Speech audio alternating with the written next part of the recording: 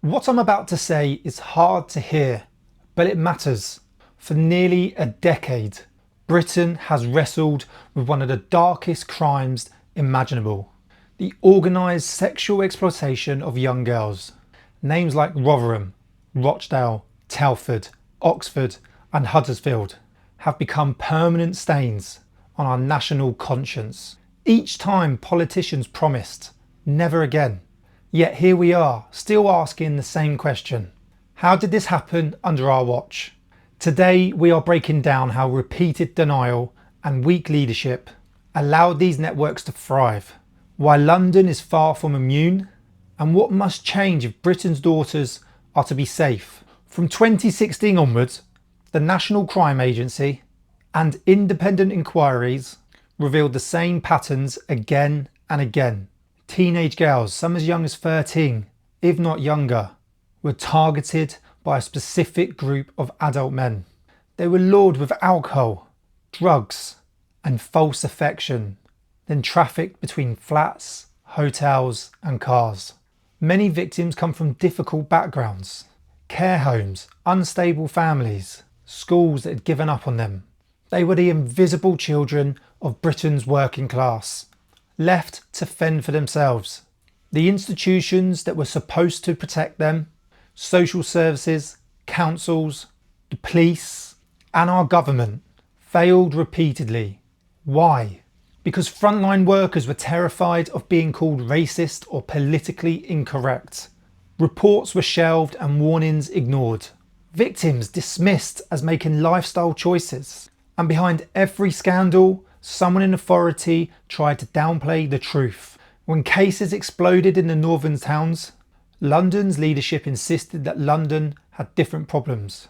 Mayor Sadiq Khan argued publicly that London didn't face the same gang-style structures that have been seen in places like Rochdale, Bradford and Rotherham. And when he frames it like that, he's just saying it's not happening here, and that's what the public hear. Between 2016 and 2025, the Met Police logged hundreds of child sexual exploitation cases and investigations. Freedom of information data show that victims across the capital report being taken to hotels, abused in groups and threatened in silence. Yet these cases rarely make national news. Why? Because they're treating them as isolated incidents rather than symptoms of a broader crisis. And let's be blunt, predators don't care about postcodes or political optics. They just go anywhere they can act unseen. And currently in a city like London, it's easy. Every frontline detective would tell you, fear of criticism still shapes decision making. Officers hesitate to name ethnic demographics of offenders. Councils bury internal interviews. Our politicians avoid those tough conversations. Meanwhile, girls as young as 13 are still being preyed upon. This isn't a left versus right issue, it's a national duty issue. If Britain can't protect children because adults are scared of public backlash, then our moral compass has completely collapsed. Because what we're talking about isn't just failure, it's betrayal. Every layer of system that stood up between vulnerable children and predatory adults either froze, argued over wording, or just quietly looked away.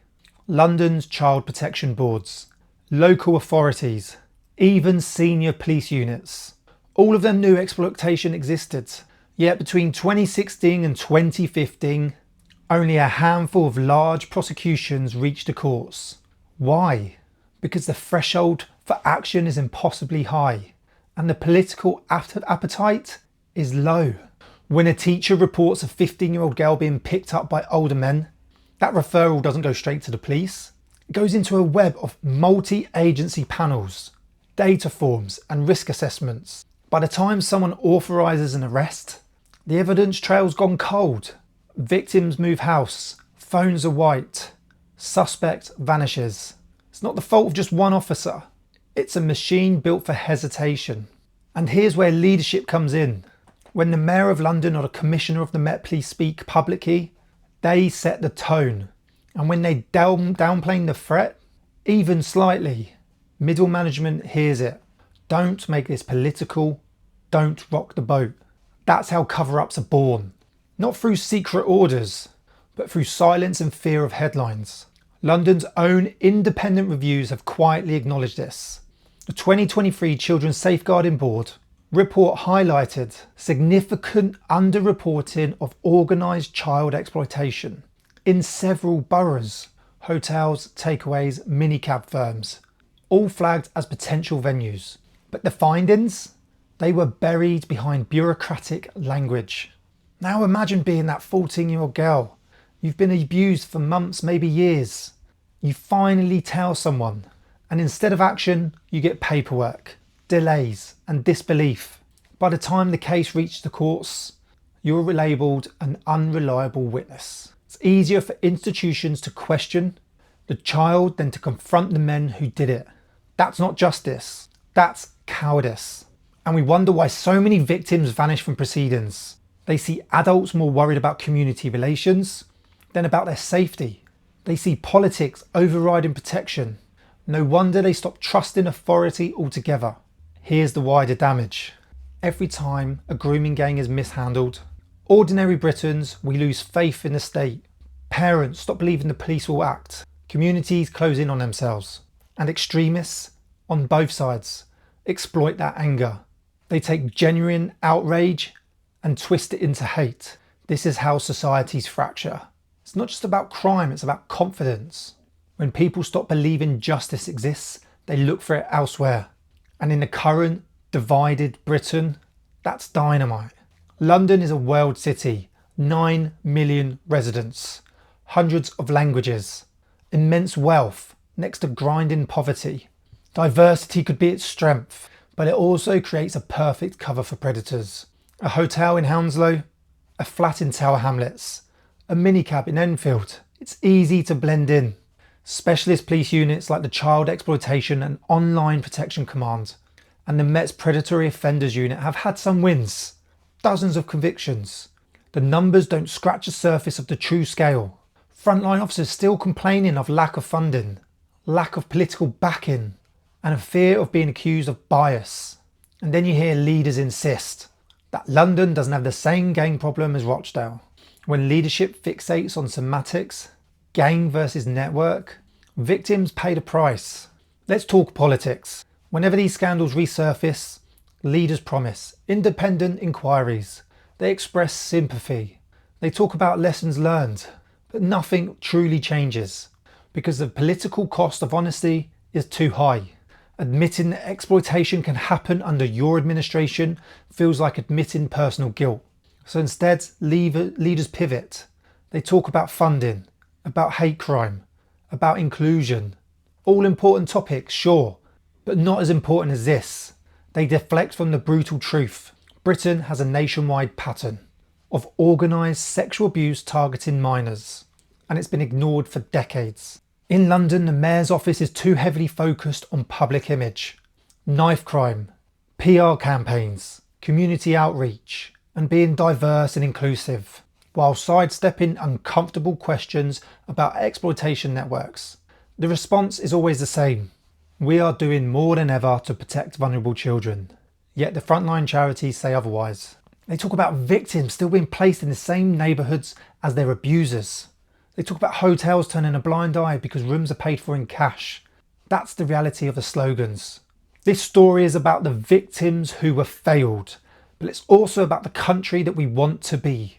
A Britain that turns away from uncomfortable truths will always repeat them. A strong leader in a Britain that faces them head on, we have a fighting chance. When the system fails to protect a child, the damage doesn't stop at just one life. It ripples outward through families, classrooms and neighbourhoods. Some victims spend their entire adulthood rebuilding trust. Others never recover at all. And the communities where these crimes happened, they carry silent rage.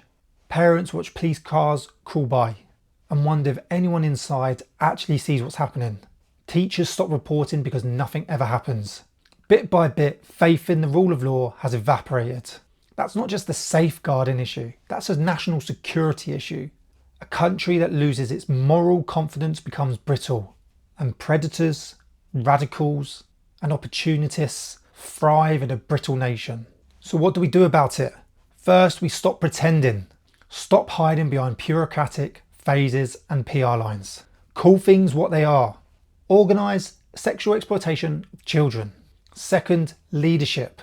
When politicians like the Mayor of London or senior ministers speak, they need to lead with facts, not optics. If there are networks preying on girls in hotels, flats and online spaces, then just admit it and fight it. No more different problem language. No more endless reviews. Action, not avoidance. And then we've got policing. Give the police, local forces, proper resources to investigate. Specialist units that understand both cultural sensitivity and criminal patterns. Train and tell officers to see grooming for what it is and tell them that they don't need to worry about offending another community or group. Parents and teachers, they're trying to do their best. Try to recognise it at the early signs. Try and understand. But it's extremely hard. It needs to start at the top. But parents, they're trying to do their best. Britain's daughters, they deserve better. They deserve leaders who will face this head on. They deserve a justice system that sees them as victims, not troublemakers. And they deserve a public that refuses to look away. This isn't about politics, religion, ethnic groups, communities. It's about our duty to protect our children. People need to stop trying to protect their image, stop trying to upset certain types of people. They need to start protecting our children. You can't do both. Don't let this conversation die in the committee rooms or on talk shows. Keep the pressure on leadership. Demand transparency from the Met. Support the charities that are working with the survivors. And never ever accept silence in progress. It's about standing up against what is wrong. It's about standing up for those who can't. It's about guarding the next generation.